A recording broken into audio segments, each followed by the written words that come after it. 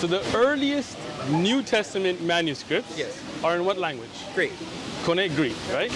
And what was the language that was spoken by Jesus and the disciples? Aramaic. Excellent. So if you look at even the earliest manuscripts you have, there are 70 to 100, depending on how small the credit card size and so on, that you're going to look at hundreds of years after the time of Jesus. Who narrated to who? There's no information. Who the actual scribes were, we don't know. We do know that Matthew didn't write the Gospel of Matthew. It's according to Matthew. We know Mark didn't write it, Luke, MacArthur, and any study Bible you get, none of them say that they were the actual authors, right? So the actual authors are all anonymous. You can look this up, that's no problem, right? So you are basing your belief on a book written by anonymous authors. The earliest New Testament manuscripts were all written in Greek, Koine Greek to be specific. However, the language that was spoken by Jesus and his disciples was Aramaic. Let me give you an example. The first book of the New Testament is called the Gospel according to Matthew. Islamic apologists will claim that it's called the Gospel according to Matthew because it was not actually Matthew himself who wrote it. Supposedly, Matthew's testimony of Jesus was passed on orally in the Aramaic language before finally being written down in the Greek language several years later. Our beloved Muslim friends will argue this exact point when challenging the validity of the Bible. According to them, we Christians are basing our entire faith on authors who, to this day, remain completely anonymous and were never around during the time of Jesus. These authors merely heard stories about Jesus in one language, decided to write them down many years later in a completely different language, and then ascribed them to the disciples of Jesus, one of them being Matthew. And it's for this reason that the Gospels cannot be trusted. I've got to confess, I used to hate the subject of history when I was in school. Luckily for our Muslim friends, that's changed.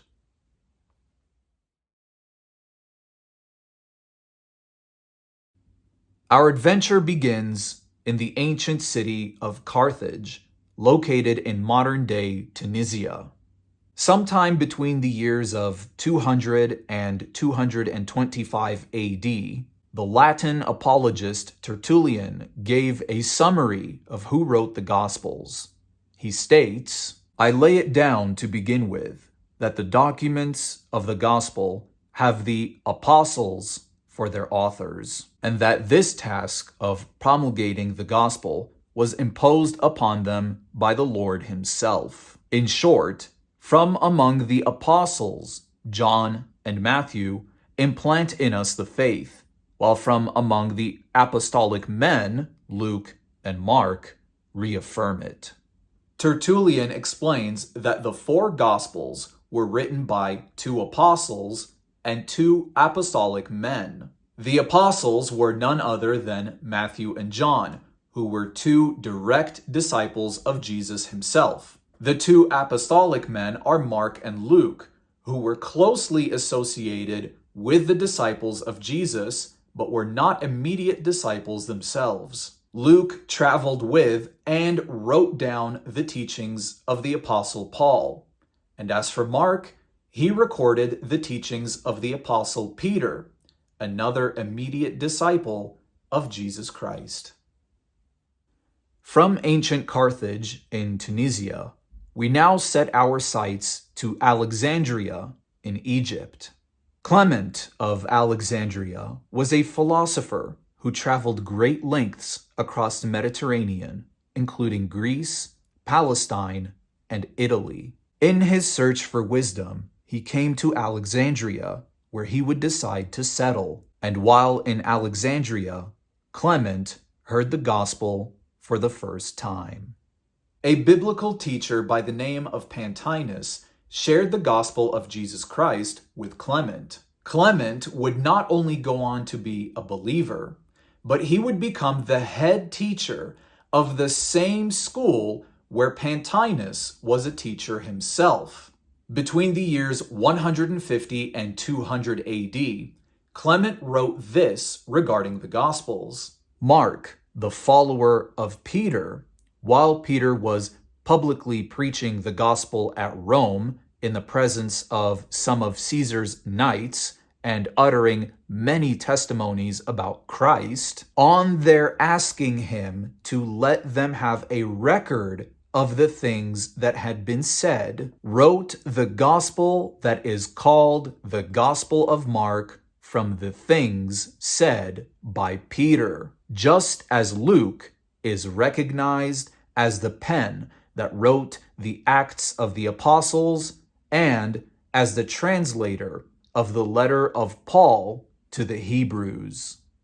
Clement tells us that the Gospel of Mark was written by Mark himself after he was urged by the masses to write down the testimony and teachings of the disciple Peter. In his works, Clement also reinforced the fact that the Gospels of Matthew and John were in fact written by the disciples themselves, just as Tertullian claimed.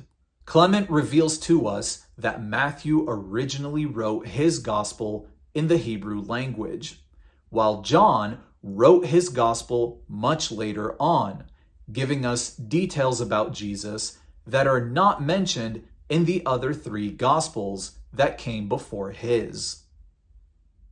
From the continent of Africa, we now move on to Europe, where we explore the works of a church father located in Lyon, France. Irenaeus of Lyon is perhaps one of the most valuable resources we have for the validity of the Gospels. Irenaeus was an immediate disciple of Polycarp, who was an immediate disciple of John himself. In other words, Irenaeus was just one person away from the disciple John. At about the year 180 AD, Irenaeus wrote the following. So, Matthew brought out a written gospel among the Jews in their own style, when Peter and Paul were preaching the gospel at Rome and founding the church. But after their demise, Mark himself, the disciple and recorder of Peter, has also handed to us in writing what had been proclaimed by Peter. And Luke, the follower of Paul, set forth in a book the gospel that was proclaimed by him. Later, John, the disciple of the Lord and the one who leaned against his chest, also put out a gospel while residing in Ephesus of Asia. Irenaeus reaffirms the writings of both Tertullian and Clement. He tells us that Matthew wrote his own gospel among the Jews in their own style or language, and that John, the other immediate disciple of Jesus, wrote his own gospel after the other three were written. As for the apostolic men, Luke and Mark, Irenaeus also testifies that Mark's gospel is written according to the testimony of Peter, while Luke's is written according to the testimony of Paul, who also knew Peter personally. From France, we now journey over to Italy, but this time we won't be looking at a person, but an object. This object that I'm referring to is the Muratorian Canon. The Muratorian Canon is dated to the late 2nd century, and it is the oldest known list of the books of the New Testament. Discovered by Lodovico Antonio Muratori, the Muratorian Canon lists 22 of the 27 books that would later be known as the New Testament. This canon does tell us that although Luke was not a direct witness of Jesus Christ, he did write his gospel based on the testimonies of those who were direct witnesses of Jesus himself. The canon also tells us that the disciple John was the final one to write his gospel, after he was urged by many to give an account for the things that he experienced with the Lord Jesus. Let's take one more short trip from the continent of Europe to Asia. Asia Minor, that is, which is modern-day Turkey. Here we come to learn about Papias, the bishop of Hierapolis.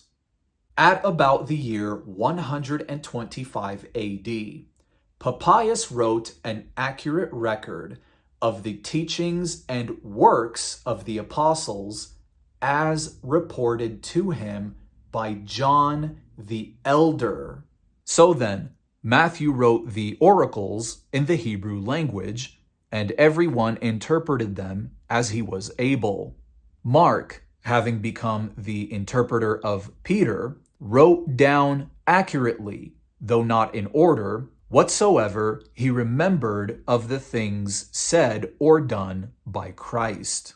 For he neither heard the Lord nor followed him, but afterward, as I said, he followed Peter, who adapted his teaching to the needs of his hearers, but with no intention of giving a connected account of the Lord's discourses, so that Mark committed no error while he thus wrote some things as he remembered them. For he was careful of one thing, not to omit any of the things which he had heard, and not to state any of them falsely. In his account, Papias states that Mark was Peter's interpreter, and he wrote down what Peter preached, although not in order. He also affirms that Matthew's gospel was originally written in the Hebrew language and was translated as it needed to be. And it's important to note that Papias also knew Polycarp personally, who, as I mentioned before, was an immediate disciple of John himself. Tunisia, Egypt, France, Italy, Turkey. What do these countries have in common? They provide us with 5 ancient sources of who the authors of the Gospels are, with 0 traces of disagreement between them. These sources come from all over the ancient Roman Empire, in a time when meeting up with one another and conspiring all of this was simply impossible. I want to end this video by telling you a short story. At about the year 400 AD, long after all of these men that we just talked about died, a person by the name of Faustus the Manichaean came along and challenged the authenticity of the Gospels by making the exact same arguments that our Muslim friends make today. He said that the authors of the Gospels are completely anonymous, and that these writers were putting together stories about Jesus that they neither witnessed nor did they know anyone who knew Jesus themselves. Saint Augustine of modern-day Algeria gave a response to Faustus. Here's what he said. Why does no one doubt the genuineness of the books attributed to Hippocrates? Because there is a succession of testimonies to the books from the time of Hippocrates to the present day, which makes it unreasonable either now or hereafter, to have any doubt on the subject. How do we know the authorship of the works of Plato, Aristotle, Cicero, Varro, and other similar writers, but by the unbroken chain of evidence? The oldest and most valued books in all of human history have been passed down to us through a line of testimonies, carefully and accurately preserved from one source to the next. These books, the Quran being one of them, are almost never questioned when it comes to their authenticity. But for one reason or another, the Bible and us Christians get treated differently.